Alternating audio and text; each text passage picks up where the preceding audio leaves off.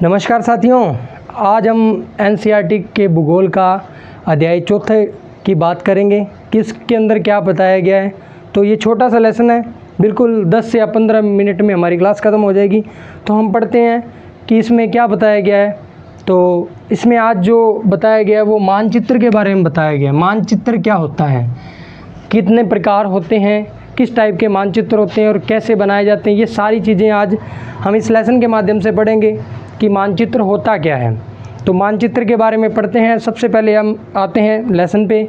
आपको सबसे पहले क्या करना है, सबसे पहले एनसीईआरटी की किताब पढ़नी है, उसके बाद में हमारी वीडियो देखनी है। वीडियो देखने के बाद में आपको सारा लेसन डिटेल वाइज समझ आ जाएगा।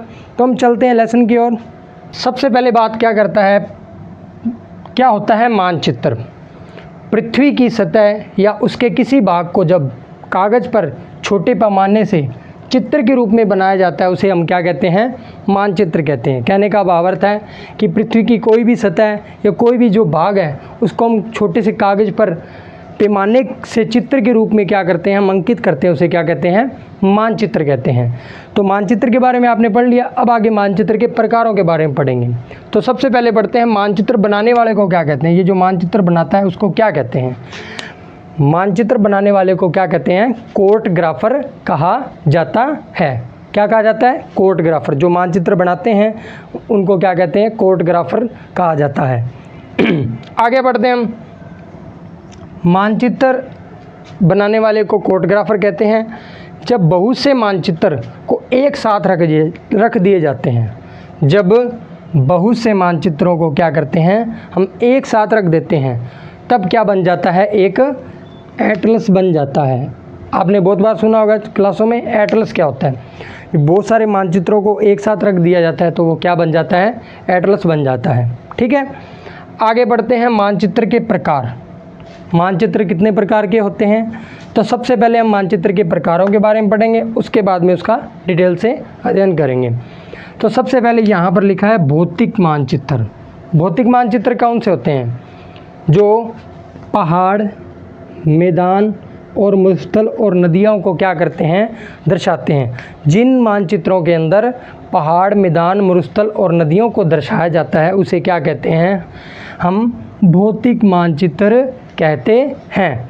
तो इसे उच्चावच मानचित्र भी कहते हैं। ये बात भी आप ध्यान रखना, एनसीईआरटी की बुक में दी हुई है आपके उच्चावच मानचित्र। अब बात करते हैं राजनीतिक मानचित्र की। राजनीतिक मानचित्र क्या होते हैं, जिसमें शहर, महानगर और राज्य और देश को क्या करते हैं, दर्शाया जाता है। जिसमें शहर, महानगर, राज्य और देश को दर्शाया जाता है वो क्या कहलाते हैं, राजनीतिक मानचित्र। इन दोनों के बारे में तो आपने पढ़ा होगा। अब बात करते हैं तीसरी की, थीमेटिक मानचित्र क्या होते हैं। थीमेटिक मानचित्र वो मानचित्र होते हैं जिसमें सड़क मानचित्र, रेल, वायुमार्ग, जनसंख्या, लोहा उत्पादन, वन और उद्योग के बारे में हमें दर्शाया जाता है, वो क्या कहलाते हैं, थीमेटिक मानचित्र कहलाते हैं। सड़क मानचित्र, रेल, वायुमार्ग और जनसंख्या, लोहा इस्पात उत्पादन, वन उद्योग को दर्शाया जाता है, वो क्या कहलाते हैं, थीमेटिक मानचित्र कहलाते हैं। अब बात करते हैं मानचित्र के घटक की। मानचित्र के घटक क्या होते हैं। पहले सबसे पहले किसकी बात करते हैं, हम दूरी की बात करते हैं। मानचित्र एक द्विआयामी रेखांकन होता है। जो मानचित्र वो होता है वो क्या कहलाता है, द्विआयामी रेखाचित्र कहलाता है।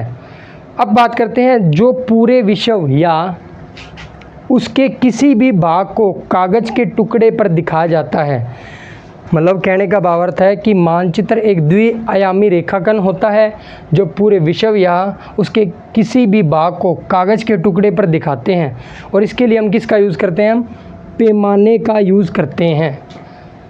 पैमाना क्या होता है, पैमाने के लिए मैं आपको बता देता हूँ। पैमाना क्या होता है, स्थल की वास्तविक दूरी और मानचित्र पर बनाई गई दूरी के बीच के अनुपात को क्या कहते हैं, हम पैमाना कहते हैं। तो मैं आपको बता देता हूँ, जो स्थल होता है, जैसे मान लो हम किसी बड़े क्षेत्र को किसी कागज़ पर नहीं दिखा सकते तो हम क्या करते हैं, उसको किसी अनुपात में बांट लेते हैं। जैसे फॉर एग्ज़ाम्पल हमने बांट लिया कि 5 किलोमीटर को हम 1 सेंटीमीटर में मापेंगे, तो कागज़ पर हम 1 सेंटीमीटर मापने और वास्तविक दूरी इसकी कितनी है, 5 किलोमीटर, तो उसको कहते हैं हम पैमाना।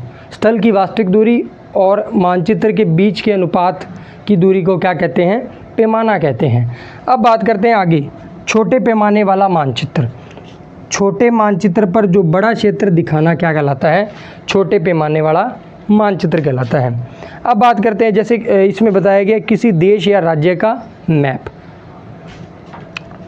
अब बात करते हैं बड़े पैमाने वाला मानचित्र। बड़े पैमाने वाला मानचित्र कौन सा होता है? बड़े मानचित्र पर छोटा क्षेत्र दिखाना। मान लो विश्व का मैप है और उसमें हम क्या दिखा रहे हैं? भारत का मैप दिखा रहे हैं, तो वो क्या कहलाता है? बड़े पैमाने वाला मानचित्र कहलाता है। अब आगे बात करते हैं दिशा की। दिशा क्या होती है? मानचित्र पर दिशा की जानकारी ज़रूरी है।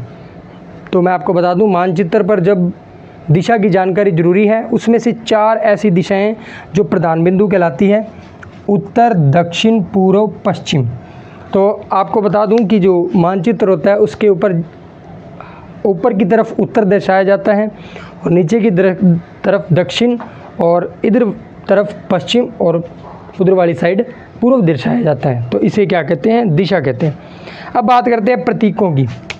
मैप में भवन, सड़क, वृक्ष, पुल, कुएं को प्रतीक की सहायता से दर्शाए जाते हैं। जो प्रतीक होते हैं, अब उनको कुआं नहीं बना सकते, पुल नहीं बना सकते, तो उनको क्या करते हैं?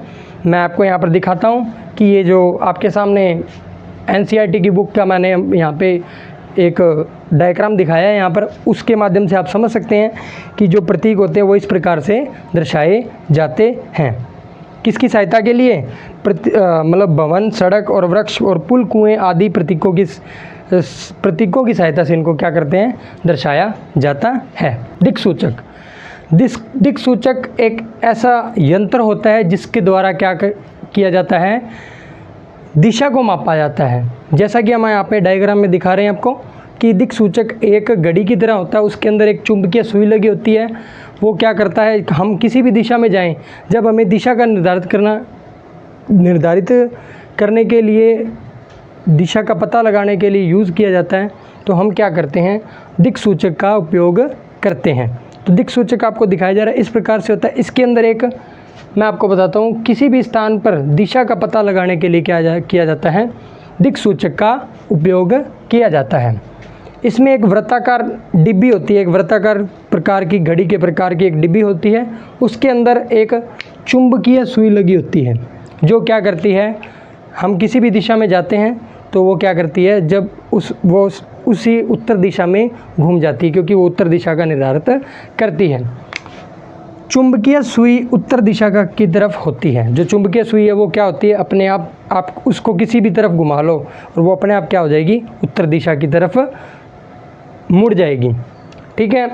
अब बात करते हैं आगे रेखा चित्र की। रेखा चित्र क्या होता है? रेखा चित्र ऐसा एक समृद्धि पर आधारित चित्र होता है। जैसे मान लो हम बिना किसी उसको पैमाने पर आधारित या बिना किसी उसके आंकड़ों को मापे हुए सीधा एक कच्चा चित्र बनाते हैं, उसे हम क्या कहते हैं? रेखा चित्र कहते हैं। इसमें पैमाने की ज़रूरत नहीं होती, इसमें कोई नापा वगैरह नहीं होता, ये सीधा होता है, इसलिए इसको क्या कहते हैं? हम रेखा चित्र कहते हैं। ठीक है। अब बात करते हैं अंतिम बिंदु की आज के पाठ की। अब बात करते हैं हम इस पाठ के अंतिम बिंदु की, खाका की। खाका क्या होता है? छोटे क्षेत्र को बड़े पैमाने से दिखाया जाता है। जैसे मान लो एक मैप में हम कुछ ऐसी चीज़ें होती है जो हम नहीं देख पाते, उसको दिखाया जाता है। जैसे एक मैप में कमरे की लंबाई होगी, उसको मापने के लिए उस मानचित्र को क्या कहते हैं? हम खाका कहा जाता है। छोटे क्षेत्र को एक बड़े पैमाने पर दिखाने के लिए खाके का उपयोग किया जाता है। इसी के साथ हमारा जो लेसन है वो समाप्त हो चुका है। अगर आपको वीडियो अच्छी लगे तो लाइक कीजिए, शेयर कीजिए, सब्सक्राइब कीजिए। धन्यवाद।